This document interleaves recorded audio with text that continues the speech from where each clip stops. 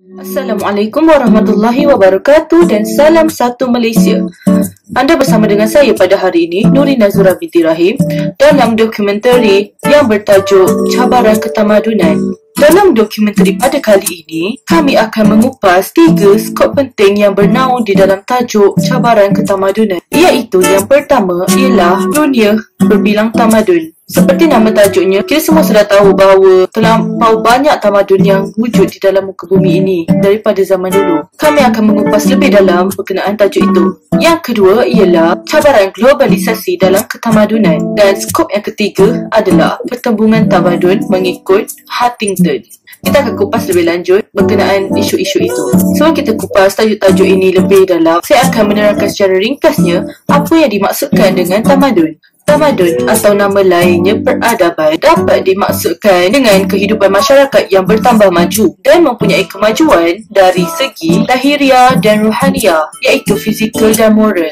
Perkataan tamadun berasal daripada bahasa Arab dengan kata dasar dana yang bererti beragama. Manakala daripada perkataan dana itu muncul perkataan madana dan tamadana yang kedua-duanya bererti mengasaskan dan membina kehidupan pembandaran dan kehalusan budi pekerti. Seterusnya, daripada perkataan tamadana itulah lahirnya perkataan tamadun. Walaupun perkataan tamadun pada hari ini merujuk kepada suasana kehidupan yang maju secara fizikal dan moralnya, namun oleh kerana ia berasal dari perkataan dana yang bermaksud agama, maka sudah tentulah maksud sebenarnya tamadun itu berkaitan dengan keagamaan. Dengan itu, secara kasarnya, perkataan tamadun dalam bahasa Melayu boleh diertikan dengan satu suasana kehidupan yang maju dari segi ilmu, material, budaya dan kerohanian yang berasaskan kepada nilai-nilai dan kepercayaan. Baiklah, untuk meneruskan lagi dokumentari kami pada hari ini, saya akan menyerahkan kepada rakan saya Irfan yang akan menceritakan lebih dalam lagi berkenaan skop yang pertama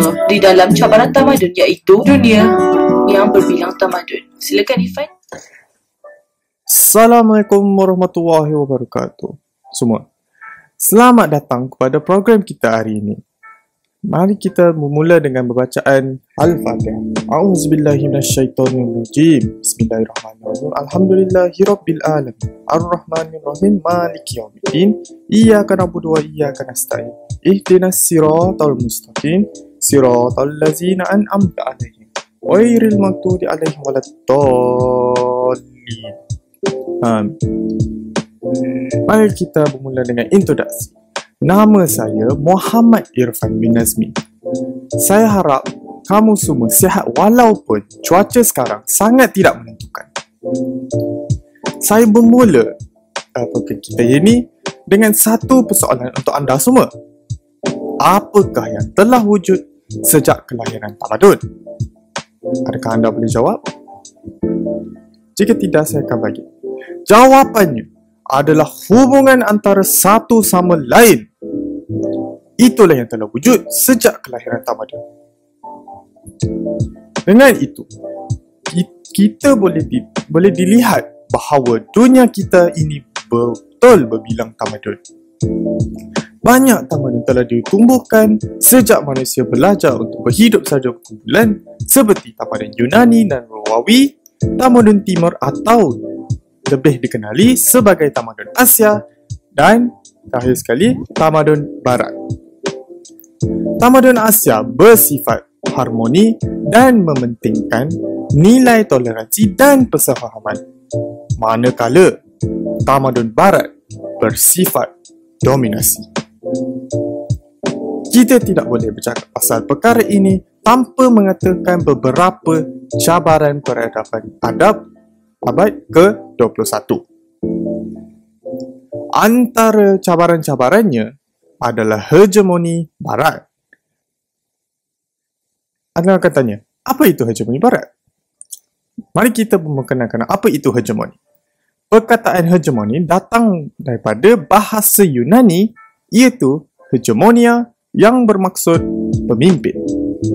Iaitu, boleh lihat hegemoni Barat bermaksud penguasaan atau kawalan secara politik, ekonomi atau tentera atas sebuah negara lain.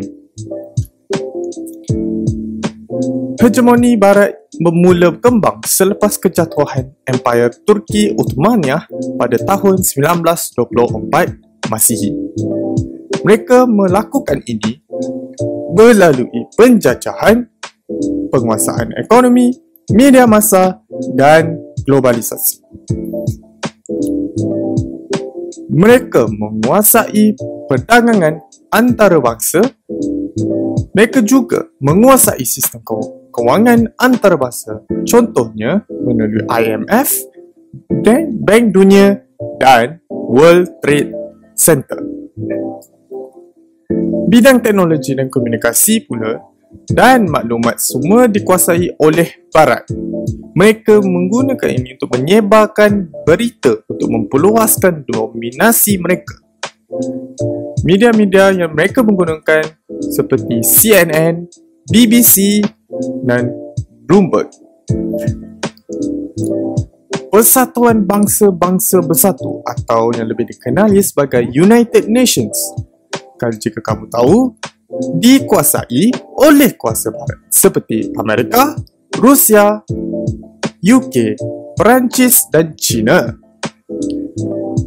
Cabaran yang seterusnya ialah imperialisme baru, merujukkan kepada fenomena kebangkitan semua rasa, tamak dan keinginan kuasa Barat meluaskan pengaruh hegemoni mereka ke atas masyarakat dunia. Dasar preemptive war dan pengumbalan undang-undang yang bercanggah dengan prinsip keadilan sejagat. Ia juga melahirkan semula semangat dan amalan penjajahan dengan wajah baru, iaitu demokrasi, kebebasan dan nilai-nilai tamadun yang tinggi. Jadi, walaupun tamadun-tamadun dunia berhubungan dengan satu sama lain, itu tidak semestinya perkara itu adalah perkara yang baik untuk semua. Sekian, terima kasih.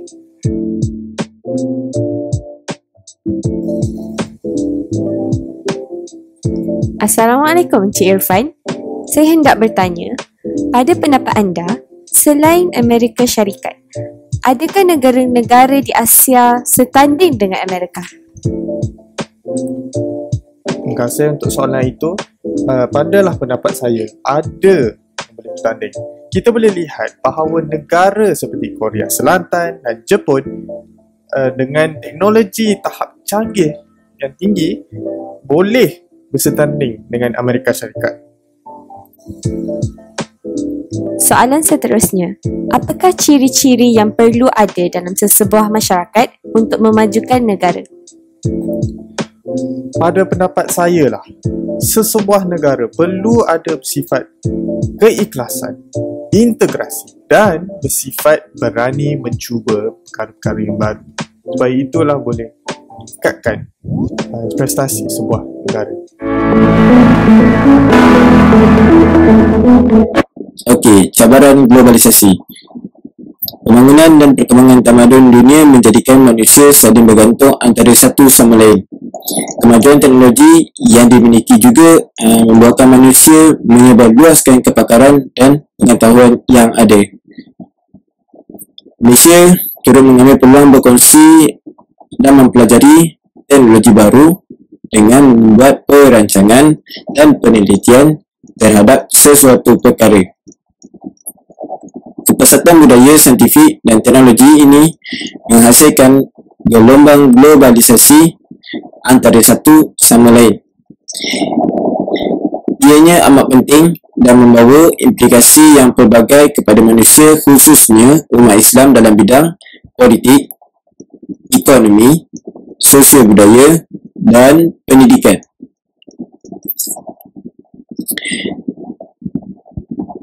Antara lain, dominasi Barat ke atas dunia mendatangkan cabaran baru kepada masyarakat dunia membangun maupun dunia mundur dalam membentuk budaya dan identiti diri. Penjenamaan global menyebabkan masyarakat menjadi leka.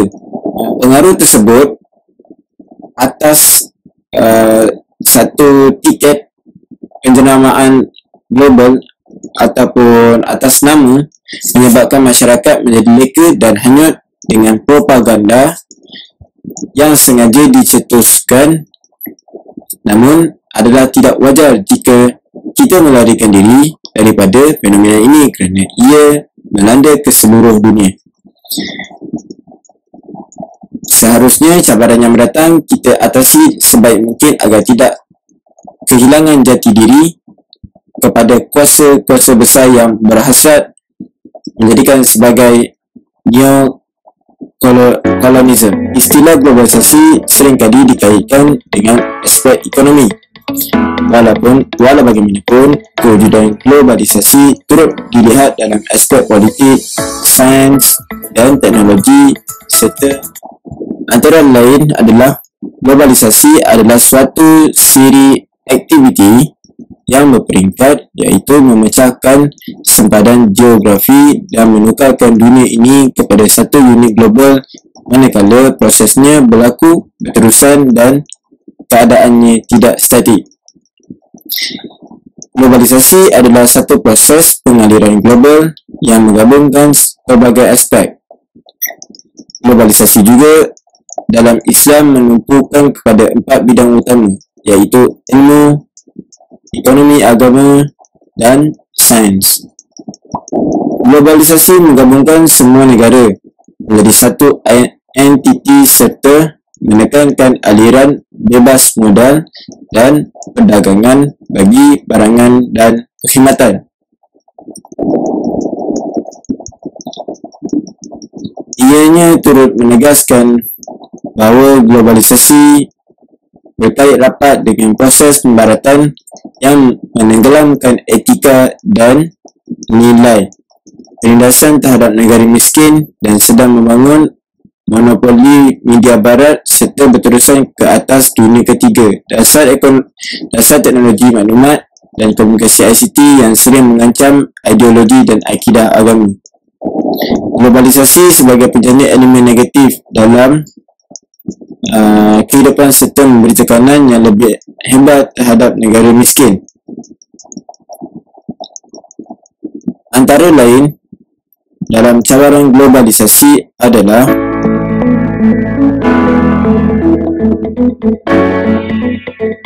pendidikan adalah merupakan proses pemupukan serta peningkatan kesedaran di dalam diri manusia sehingga terselah fitrah, bakat, potensi dan nilai-nilai insaniah.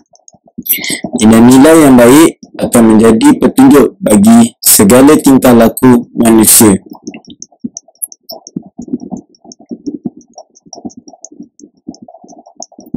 Cabaran yang begitu hebat khususnya dalam era globalisasi ini, masalah keruntuhan akhlak seperti zina, rogol serta kegagalan remaja Islam untuk melaksanakan tuntutan asas sebagai seorang Islam telah menimbulkan kesangsian terhadap pendidikan Islam itu sendiri.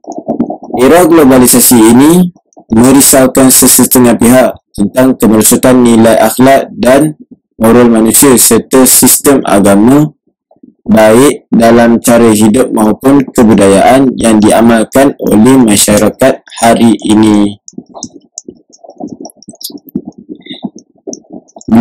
Globalisasi lebih meninggalkan kesan yang merisaukan ke atas umat Islam di negara ini khususnya. Cara hidup, nilai dan amalan harian juga semakin berubah. Materialisme dan individualisme telah menular dengan hebatnya di dalam masyarakat hari ini, manakala kejayaan sering diukur berasaskan kebendaan dan bukannya kepada pembangunan diri dan akidah itu sendiri. Antara isi dalam globalisasi juga ialah percambahan ideologi. Negara barat khususnya Amerika terus mengambil peluang menyebarkan doktrin dan fahaman mereka. Ideologi merupakan sistem kepercayaan yang menjadi asas kepada tingkah laku seseorang. Antara lain, teknologi dalam pendidikan Islam. Teknologi merupakan alat dan bukannya matlamat dalam setiap persepsi agama dan ianya bertujuan untuk memudahkan dan mempercepatkan sesuatu proses yang akan menghasilkan produk yang kreatif dan inovatif. Teknologi maklumat juga merupakan sebahagian daripada ilmu pengetahuan yang mesti dipelajari kerana menurut al-atas ilmu itu termasuk dalam iman dan tujuan ilmu itu adalah untuk mengasuh, memupuk dan menjelmakan kebaikan dalam diri insan. Kesimpulan dari cabaran globalisasi ini, secara sedar ataupun tidak, globalisasi menyelinap masuk ke dalam setiap aspek kehidupan. Islam secara amnya tidak menolak kemajuan dan kemodenan, namun haruslah disertai dengan disiplin diri dan keimanan yang kuat dalam menghadapi arus ini. Bismillahirrahmanirrahim. Nama saya Muhammad Hidi. Pada pendapat saya, antara cabaran globalisasi pada pemahaman saya adalah, yang pertama, ia adalah suatu unsur ataupun ideologi barat yang cuba diperkenalkan ke tamadun dunia. Okey, ianya dalam bentuk teknologi, politik, ekonomi dan sains serta penglibatan dalam dunia sosial tanpa ada sepadan. Okey, kehebatan ideologi ataupun sistem pemerintahan baru yang ditawarkan sebagai alternatif bagi mengembangkan sistem lama yang menekan penduduk di dunia dan menzalimi rakyat. Dan kemunculan pemimpin yang berkarisma globalisasi lebih meninggalkan kesan yang merisaukan ke atas umat Islam di negara ini. Khususnya, lebih menguatkan lagi apabila cara hidup, nilai dan amalan harian juga semakin berubah. Ianya lebih jelas lagi dengan materialism dan individualism telah menular dengan hebatnya di dalam masyarakat hari ini. Manakala kejayaan sering diukur berasaskan kebendaan dan bukan kepada pembangunan diri dan akidah itu sendiri. Seperti yang kita lihat di dunia masa kini, sistem ekonomi yang menekankan rakyat meletakkan dalam diri mereka, iaitu diri mereka sendiri ni, bahawa duit adalah segalanya. Namun, sehinggakan ada yang sanggup menjual maruah seperti pelacuran, mencari sumber rezeki dengan membuat tarian di laman sosial demi ingin mendapatkan wang dari laman sosial tersebut.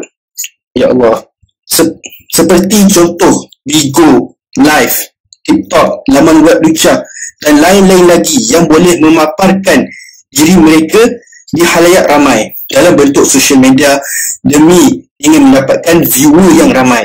Maka dari situlah mereka mendapatkan sumber rezeki mereka sendiri. Okey, itu saja daripada pendapat saya. Terima kasih. Saya akan teruskan lagi dengan skop yang ketiga, iaitu perkembangan tamadun menurut Samuel Phillips Huntington. Sebelum itu, siapakah Samuel Phillips Huntington? Samuel Philip Huntington adalah seorang ahli sains politik konservatif yang sangat berpengaruh di Amerika Syarikat. Beliau dilahirkan di New York City pada 18 April 1927. Antara karya yang terhebat beliau adalah buku yang bertajuk Clash of Civilization yang memperkenalkan teori tentang pertembungan tamadun. Buku tersebut telah menimbulkan pelbagai reaksi orang kebanyakan. Buku tersebut juga banyak membahaskan tentang bagaimana terjadinya pembentukan antara budaya. Buku tersebut merupakan buku yang terpenting yang muncul semenjak tamatnya Perang Dingin. Ia merupakan satu analisis yang provokatif mengenai suasana politik dunia selepas kejatuhan komunis. Salah satu artikelnya juga yang bertajuk Religion and the Third Wave telah memancing reaksi dari pelbagai kalangan kerana ia menyebut bahawa Islam merupakan penghambat demokrasi. Walaupun begitu, terdapat satu buku beliau yang berjudul Political Order in Changing Societies yang ditulis pada tahun 1968 telah menjadi salah satu buku teks bagi mempelajari bagaimana politik di sesebuah negara itu berkembang. kita masuk teori pertembungan tamadun menurut Huntington. Teori ini timbul dan diterbitkan pada tahun 1993 oleh Journal Foreign Affairs dan menyatakan bahawa dunia akan dibentuk oleh interaksi antara 8 tamadun utama, iaitu masyarakat Barat, Confucius, Jepun, Islam, Hindu, Slavic Orthodox, Amerika dan Afrika. Secara umumnya, teori Huntington tersebut boleh didasarkan kepada 3 andaian utama. Yang pertama adalah selepas era Perang Dingin, perbezaan yang paling ketara antara masyarakat sejagat bukan lagi ideologi, politik dan ekonomi, tetapi budayanya. Yang kedua, tamadun merupakan entiti budaya yang terbesar. Jadi, konflik yang bakal timbul adalah disebabkan perbezaan yang membawa kepada pertembungan antara tamadun. Yang ketiga, akhir sekali adalah keras utama kepada isu-isu yang berkaitan dengan agenda antarabangsa sebenarnya berkaitan dengan perbezaan yang wujud antara pelbagai tamadun. Menurutnya, tamadun Barat akan bertembung dengan tamadun-tamadun lain, terutamanya tamadun Islam. Terdapat pelbagai faktor bagaimana boleh berlakunya keretakan sesebuah tamadun itu. Antaranya ialah yang pertama, peradaban dibezakan antara satu sama lain oleh sejarah, bahasa, budaya, tradisi dan juga agama. Masyarakat daripada peradaban yang berbeza mempunyai sudut pandangan yang berlainan tentang banyak perkara. Menurut Huntington, perbezaan ini timbul dalam proses yang lama dan perbezaan ini tidak mudah lenyap kerana sifatnya lebih asasi berbanding perbezaan ideologi politik. Antara faktor-faktor umum bagaimana pertembungan tamadun boleh berlaku menurut Huntington, yang pertama, pemimpin menjadi tunggal utama hidupnya sesebuah tamadun. Sikap pemimpin atau raja yang bertoleransi membolehkan pertembungan tamadun berlaku secara aman dan tenteram. Yang kedua, golongan agamawan. Golongan agamawan merupakan tunggal kepada kelangsungan hidup beragama secara harmoni. Golongan agamawan wujud dalam setiap masyarakat beragama tamadun dunia. Mereka semua berusaha mewujudkan suasana harmoni dan sangat memberi penekanan terhadap sifat keinsafan. Seperti contoh agama Islam, ulama, agama Hindu, Brahmi, agama Buddha, Sami, agama Kristian, Padri. Mereka ini adalah golongan agamawan yang penting dalam membentuk dan mewujudkan pertembungan tamadun yang harmoni.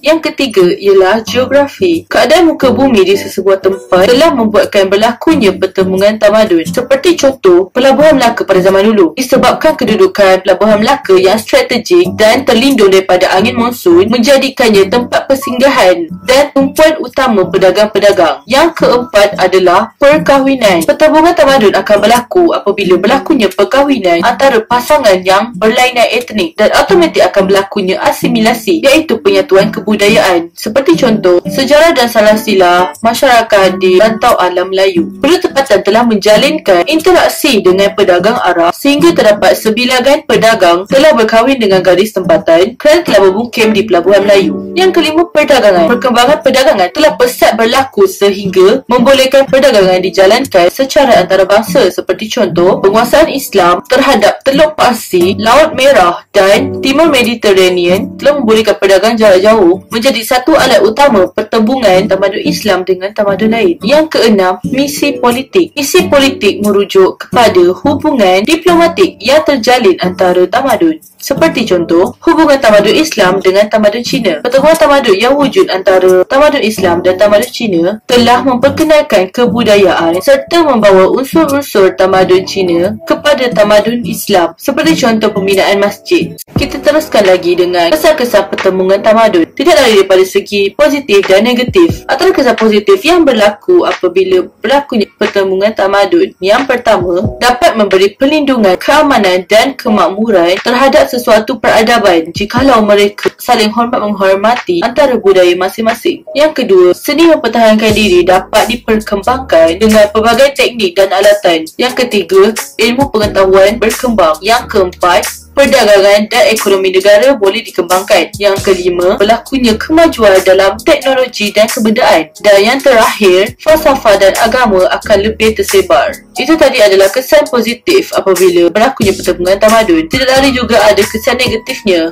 Yang pertama adalah ketidakseimbangan agama, falsafah ekonomi dan sosial kerana mempunyai berbeza pemikiran dan pendapat. Yang kedua adalah tindakan agresif pemimpin Kristian terutama terhadap ekonomi yang berkaitan dengan Islam. Yang ketiga, sering berperang dan berbunuhan untuk merampas sesuatu dan untuk kepuasan sendiri. Yang keempat, kemakmuran orang Islam dicemburui dan menyebabkan ada yang mahu mengucang-acirkan umat Islam. Yang kelima, masalah perbezaan agama dan merasa agama mereka lah yang sebetul-betulnya dan tidak mahu menghormati adat agama lain. Yang keenam, akan berlakunya jurang perbezaan yang ketara di antara yang miskin dan yang kaya. Dan yang terakhir, berlakunya penindasan dan kezaliman sehingga hak asasi manusia diketepikan. Pada kesimpulannya, setiap tamadun mempunyai keistimewaan dan ciri-ciri tersendiri dalam memastikan kelangsungan dan perkembangannya. Kesinambungan dari kelangsungan sebuah tamadun itu sebenarnya hasil sikap terbuka dalam menerima sebarang perubahan dan pengaruh tamadun lain. Perkara yang paling penting sekali adalah setiap tamadun memainkan peranan penting dalam memberi sumbangan kepada dunia dan membawa dunia ke taraf yang lebih tinggi. Setiap tamadun mempunyai ciri-ciri dan sejarah yang tersendiri yang perlu kita semua tahu. Ini akan memberikan kefahaman yang lebih dalam tentang sebuah tamadun tersebut. Kemunculan dan kejatuhan tamadun itu mempunyai sebab yang tersendiri dan menjadi tugas kita sebagai generasi sekarang untuk mengambil pengajaran dari pengalaman dahulu bagi menjaga ketamadunan dan agama kita.